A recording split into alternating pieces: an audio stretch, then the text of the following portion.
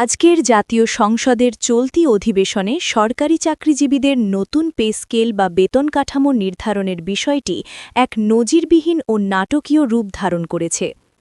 প্রিয় সরকারি চাকুরিজীবী ভাই ও বোনেরা, আজকের সকালের আপডেট নিউজে আপনাদের স্বাগতম। যারা আমাদের চ্যানেলে নতুন তারা এখনই চ্যানেলটি সাবস্ক্রাইব করুন। আর হ্যাঁ, অবশ্যই কমেন্ট করে জানাবেন আপনারা কে কোন জেলা থেকে আমাদের ভিডিওটি দেখছেন। তবে চলুন কথা না বাড়িয়ে আজকের সর্বশেষ সংবাদটি জেনে নিন। অধিবেশনের শুরু থেকেই সংসদ কক্ষের পরিবেশ ছিল বেশ থমথমে এবং গম্ভীর। তবে আজকের এই গুরুত্বপূর্ণ আলোচনার একেবারে কেন্দ্রবিন্দুতে পরিণত হন তরুণ, বাগ্মী এবং অত্যন্ত প্রভাবশালী সংসদ সদস্য হাসনাত আবদুল্লাহ।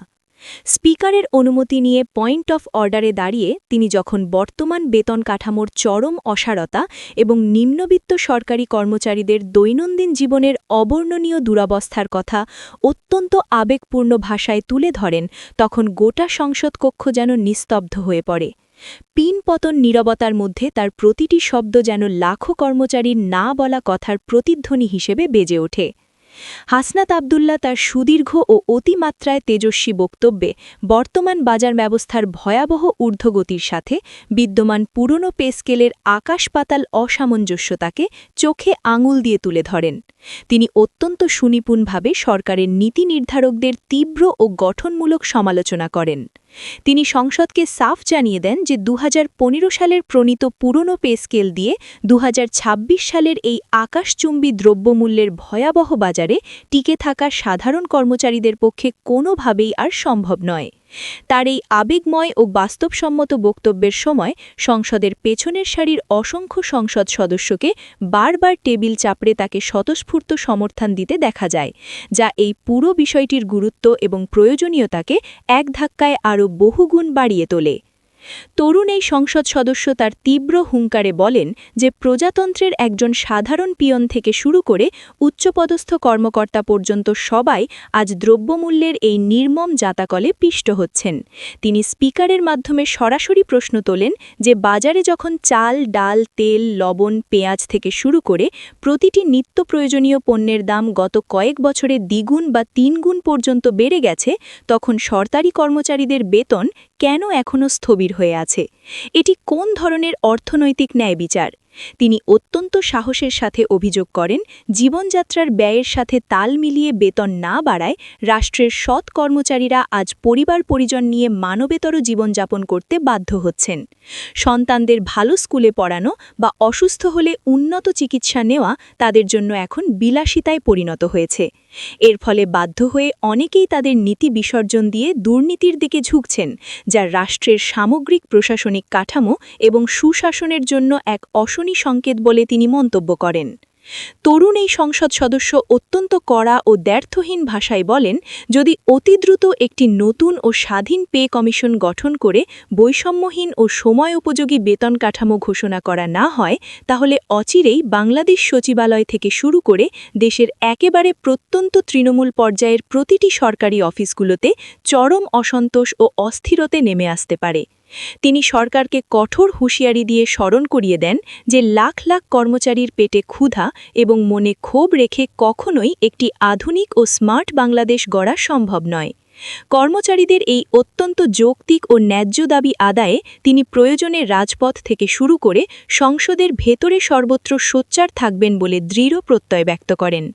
হাসনাত আবদুল্লার এই অত্যন্ত আক্রমণাত্মক, আবেগঘন ও তথ্যবহুল বক্তব্যের প্রেক্ষিতে অর্থমন্ত্রী যখন জবাব দেওয়ার জন্য ফ্লোর নেন, তখন সংসদের ভেতরে এবং গ্যালারিতে থাকা সবার নজর ছিল তার উত্তরের দিকে।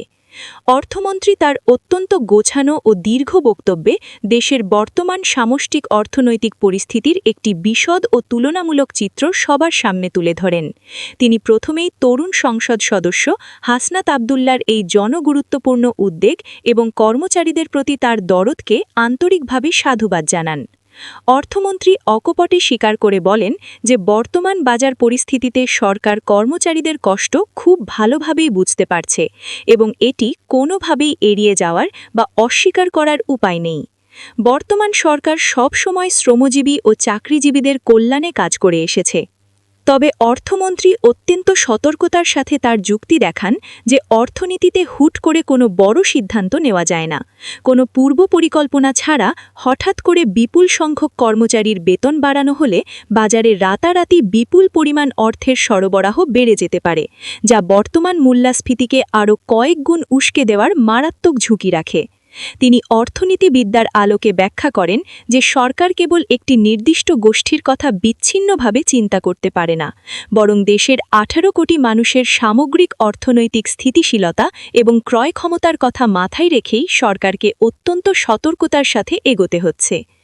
অধিবেশনকে আশ্বস্ত করে অর্থমন্ত্রী জানান যে অর্থ মন্ত্রণালয় ইতোমধ্যে এই জটিল বিষয়টি নিয়ে কাজ শুরু করেছে। একটি অত্যন্ত দক্ষ ও উচ্চ পর্যায়ের টেকনিক্যাল কমিটি গঠন করা হয়েছে, যারা ভারত, শ্রীলঙ্কা বা নেপালের মতো পার্শ্ববর্তী দেশগুলির বর্তমান বেতন কাঠামোর সাথে আমাদের দেশের বর্তমান জীবনযাত্রার ব্যয়ের একটি বৈজ্ঞানিক ও তুলনামূলক বিশ্লেষণ করছে। বক্তব্যের এক পর্যায়ে অর্থমন্ত্রী দেশের লাখ লাখ সরকারি কর্মচারীর জন্য এক বিরাট আশার বাণী শুনিয়ে বলেন যে মাননীয় প্রধানমন্ত্রী নিজে এই বিষয়টি অত্যন্ত গুরুত্বের সাথে তদারকি করছেন। তিনি সুস্পষ্ট ইঙ্গিত দেন যে আসন্ন জাতীয় বাজেটে কেবল নামমাত্র 5% ইনক্রিমেন্ট নয়, বরং একটি বড় ধরনের এবং যুগান্তকারী বেতন সমন্বয়ের পরিকল্পনা সরকারের সর্বোচ্চ পর্যায়ে রয়েছে।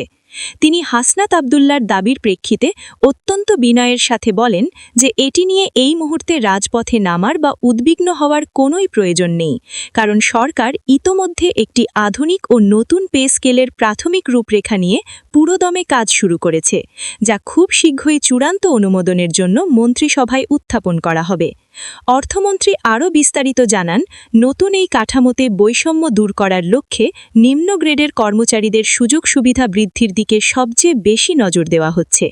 তাদের আবাসন ও চিকিৎসা ভাতা বর্তমান বাজারের সাথে সামঞ্জস্য রেখে নির্ধারণ করা হবে।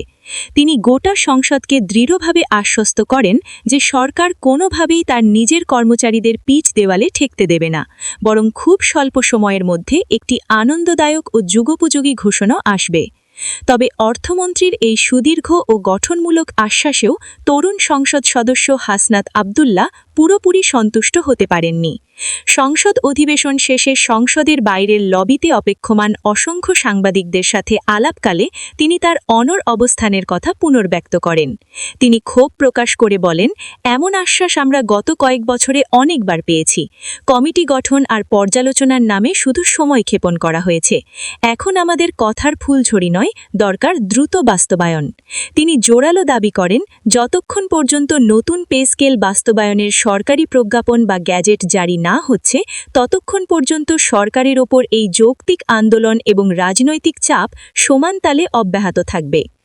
দেশের শীর্ষ রাজনৈতিক ও অর্থনৈতিক বিশ্লেষকরা মনে করছেন, আজকের সংসদে হাসনাত আবদুল্লার এই অত্যন্ত সরব, সাহসী ও সময় উপযোগী অবস্থান সারা দেশের তৃণমূল পর্যায়ের লাখ লাখ সরকারি কর্মচারীর মাঝে তার জনপ্রিয়তা এবং গ্রহণযোগ্যতা রাতারাতি বহুগুণ বাড়িয়ে দিয়েছে। তিনি পরিণত হয়েছেন সাধারণ কর্মচারীর কণ্ঠস্বরে।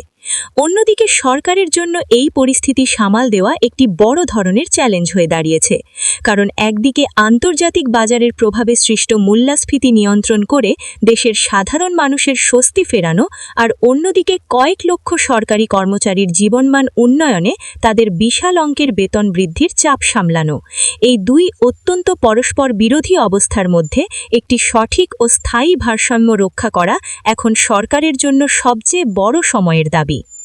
আজকের এই প্রাণবন্ত সংসদীয় বিতর্ক দেশের মানুষকে এটাই স্পষ্টভাবে প্রমাণ করে দেখিয়ে দিয়েছে যে নতুন পে স্কেলের দাবিটি এখন আর কেবল একটি সাধারণ বা রুটিন প্রশাসনিক বিষয়ের মধ্যে সীমাবদ্ধ নেই, বরং এটি বর্তমানে একটি অত্যন্ত বড় মাপের রাজনৈতিক, অর্থনৈতিক ও সামাজিক ইস্যুতে পরিণত হয়েছে, যা সঠিক সময়ে সমাধান করা না হলে আগামী দিনগুলোতে দেশের রাজনীতি ও প্রশাসনের গতিপথ ব্যাপকভাবে ঘুরিয়ে দিতে পারে।